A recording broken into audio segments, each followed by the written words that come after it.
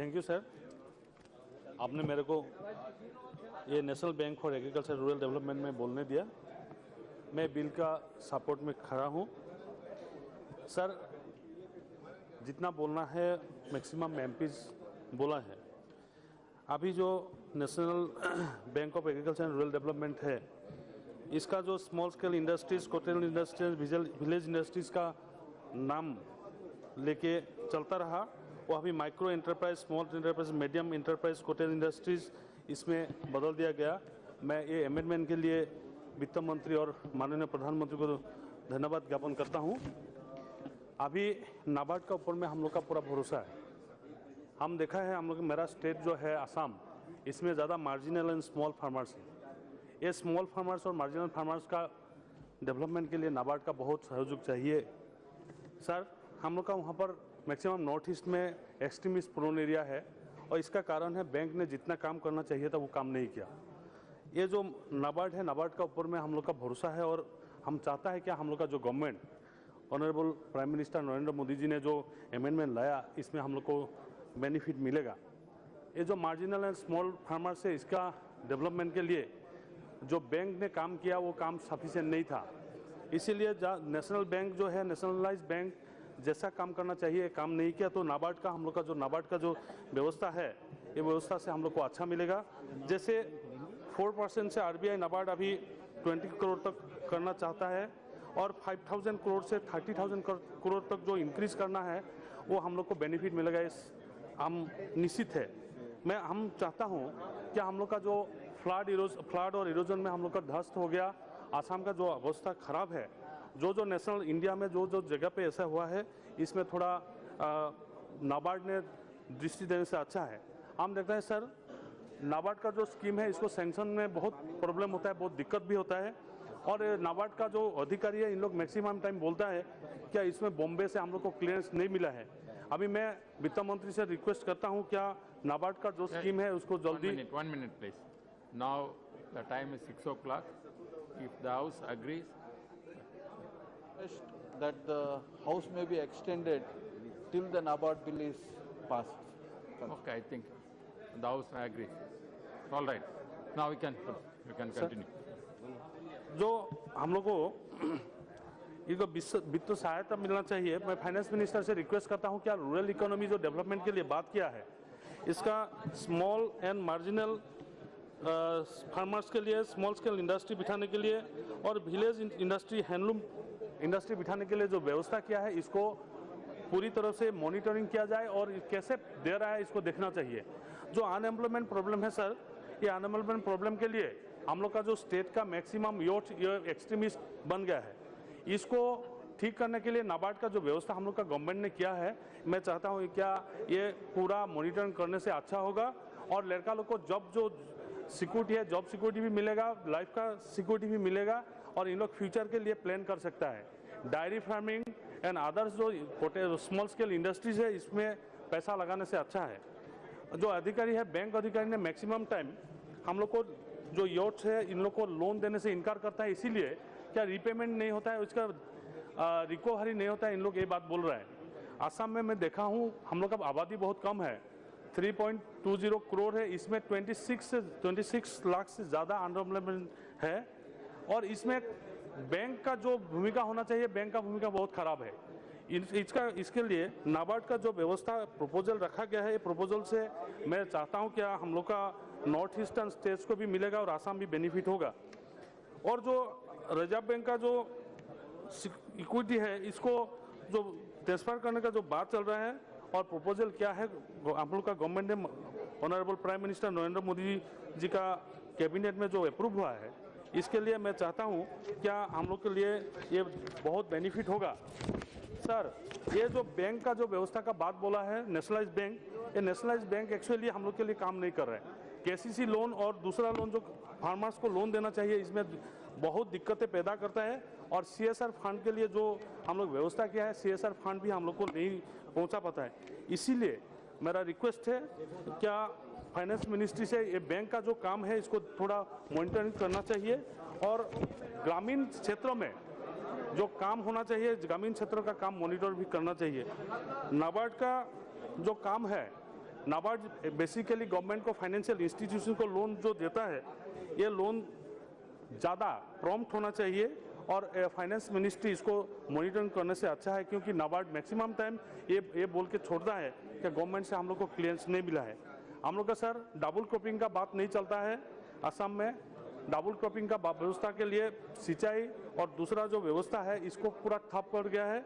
Agriculture department ने इसको कोशिश किया है, फिर भी डबल क्रॉपिंग का कुछ काम नहीं है, सिंगल क्रॉपिंग से चलता है फ्लड इफेक्टेड एरिया में, और फ्लड जाने का बाद सूखा भी पड़ता है, इसके लिए सिंचाई का व्यवस्था है। मैं चाहता हूं कि नाबार्ड इसके ऊपर में काम करे और फाइनेंस मिनिस्टर व्यवस्था ले। Thank you sir. Shri Arun Kumar.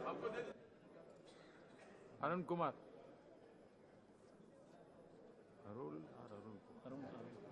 आदरणीय उपाध्यक्ष महोदय, आपने नाबार्ड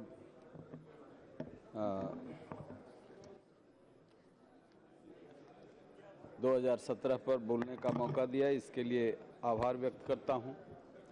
महोदय, सरकार का इसमें इंटेंशन बहुत क्लियर है कि गांव, खेत खलिहान जो लंबे दिनों से उपेक्षित रहा है, इस उपेक्षा की भरपाई के लिए आज जो 5,000 करोड़ से सीधे 30,000 करोड़ का क्षमता बढ़ाने का संकल्प इस बिल में लिया गया है। निश्चित तौर से सरकार का गांव, खेत खलिहानों के प्रति जो एक कन्विक्शन है, कमिटमेंट है, उसके प्रति यह एक उचित कदम है। मैं इस बिल के सपोर्ट में खड़ा हूं। महोदय, एक बात बहुत संक्षिप्त में मैं कहना चाहूँगा कि नाबार्ड जो आज किसान जिन समस्याओं से जूझ रहे हैं, उसमें सबसे बड़ा समस्या बाजार का है। इसलिए यदि हम स्टोरेज की व्यवस्था इनके लिए करते हैं नाबार्ड के माध्यम से, पंचायत के लेवल तक पेरिसेबल और नॉन पेरिसेबल मटेरियल के स्टोरेज की व्यवस्था यदि नाबार्ड के माध्यम से हम बड़े स्तर पर करते हैं तो किसानों की बड़ी समस्याओं का समाधान।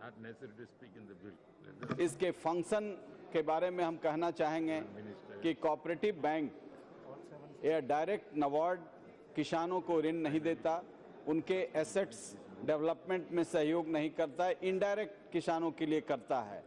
लेकिन कोऑपरेटिव की जो भूमिका है, जो हम अपने राज्यों में देखते हैं, और से बहुत डिस्क्रिमिनेटिव है और वहाँ करप्शन बहुत है। तो निश्चित तौर से जो उद्देश्य है, इस पवित्र उद्देश्य को इम्प्लीमेंट करने के लिए हमें निश्चित तौर से इस से मुक्त कराना होगा, इस जड़ता से जहां किसान को आज तक लाभ नहीं मिला है। दूसरी चीज, इरिगेशन में नाबार्ड ने बड़ा अच्छा काम किया है, जैसे चेक डैम बने हैं, बियर बैराज बने हैं। तो इन चीज़ों में नाबार्ड की भूमिका जहां एसेट्स डेवलपमेंट का है वहां पर साफ दिखता है, लेकिन अन्य चीज़ों में जहां हम फिनांस देखते हैं वह इस पैसे का दुरुपयोग होता है। इसलिए संकल्प यदि सरकार के धन को 6 गुना इसको बढ़ाने का है तो निश्चित तौर से इसके मॉनिटरिंग सिस्टम को भी और ट्रांसपेरेंट बनाने की ज़रूरत है। इसलिए इस बिल का समर्थन करते हुए मैं कहूँगा कि इसकी मॉनिटरिंग और इस के एसेट क्रिएशन में ज़्यादा बल देने की ज़रूरत है। धन्यवाद। श्री कौशलेंद्र कुमार। अध्यक्ष महोदय, राष्ट्रीय कृषि और ग्रामीण विकास बैंक संशोधन विधेयक 2017 पर आपने बोलने का मौका दिया, बहुत बहुत धन्यवाद। इस विधेयक का मुख्य उद्देश्य है नाबार्ड को अधिकृत पूंजी 5,000 करोड़ को बढ़ाकर 30,000 करोड़ रुपए करने का, जिससे आरबीआई के परामर्श पर समयानुसार वृद्धि होगी। इस विधेयक के माध्यम से अब नाबार्ड के तहत मध्यम उद्यमों और हथकरघा उद्योग को भी लाभ मिलेगा। इसका लाभ छोटे छोटे कारीगरों को भी मिलेगा और ग्रामीण इलाके में जो रोजगार के अवसर पैदा होंगे। इसके लिए इस बिल के लिए मैं सरकार को सराहना करता हूं और खास करके नाबार्ड को अधिक पूंजी होने से वो अपनी प्रतिबद्धताओं को पूरे करने के सक्षम होगा। विशेषकर लंबी अवधि की जो सिंचाई फंड है, कोऑपरेटिव बैंक, जो कर्जा देती है ग्रामीण इलाके में, इन सब में तेजी लाने के लिए काफ़ी किसानों को मदद होगा। ग्रामीण कारीगर एवं श्रमिकों को स्थानीय स्तर पर भी काम मिलेंगे और उनकी आमदनी भी दोगुना होगा। उपाध्यक्ष महोदय, किसान की समस्या की ओर सरकार को मैं ध्यान दिलाना चाहता हूं। विशेषकर छोटे और मंझोले किसान को ऋण नहीं मिलता है। उनकी खेती का रकबा कम होने के चलते उनके पास पूंजी भी कम होता है। उनकी उपलब्धता जितना होना चाहिए पैसे का वो नहीं मिल पाता है।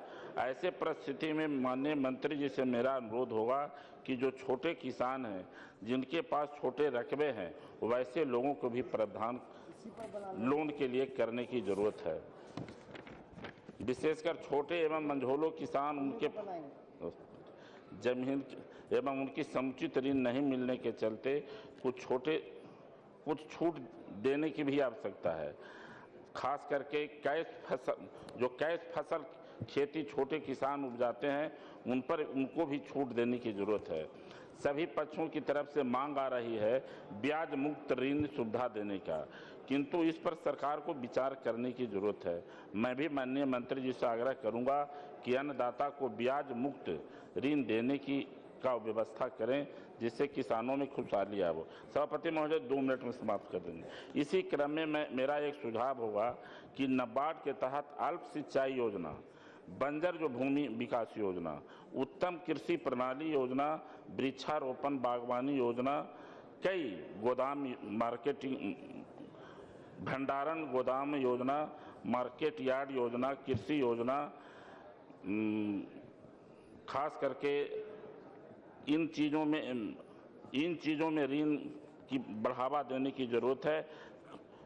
सीमित पूंजी अगर नाबार्ड से अधिक ऋण मिलेगा तो किसानों को फायदा होगा। किसान को डीप बोरिंग के लिए भी काफ़ी धन की आवश्यकता होता है। इसके लिए भी मेरा अनुरोध होगा कि आज भूजल स्तर नीचे चला गया है, किसानों को डीप बोरिंग करने के लिए भी उसमें समुचित व्यवस्था होनी चाहिए। बहुत बहुत धन्यवाद। Shri PD. Roy.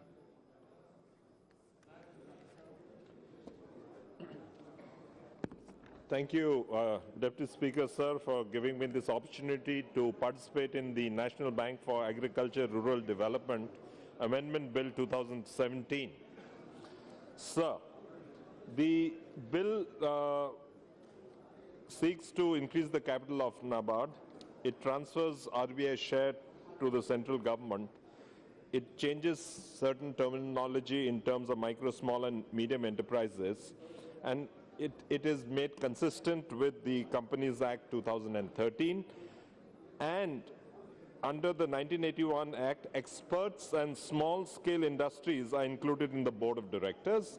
Here I would like to say that normally these experts are drawn not from the northeastern region, and we would like that from the northeastern region and from the mountain states in particular, such experts may be drawn into the accounts. So I have just 2-3 other points to make, because by the time it comes to this level, everybody is under time pressure.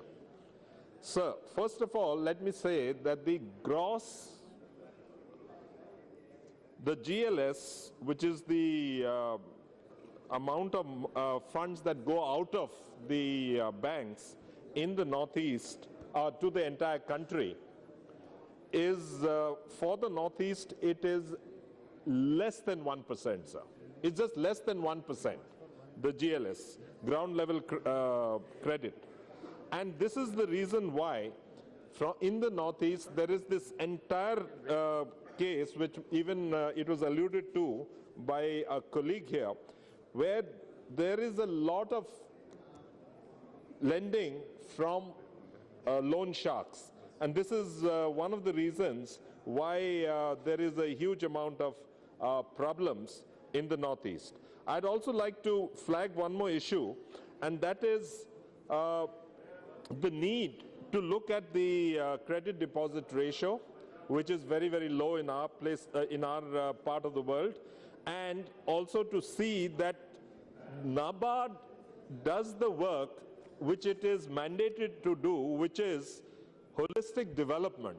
And it becomes a very important element in the government's policy of doubling the income of farmers by 2020 or 2022. So this is one of the elements NABARD, and with this kind of a push to giving NABARD the requisite funding in terms of share capital increase, we do hope that they will play a very, very important role in this particular area. And finally, sir, in the state of Sikkim, we are confident that NABARD can play a very important role. They have a branch out there. Loans for roads and bridges through the RIDF route and other special purpose vehicles have been taken from them. I think the architecture which they have presently may need to be looked into, because if you are actually going to double the income of farmers, and they are an important service delivery mechanism and finance delivery mechanism, I think the refinancing route that they are presently following may have to be looked into. All right. With these words, I support the bill on behalf of the SDF government. Thank you very much.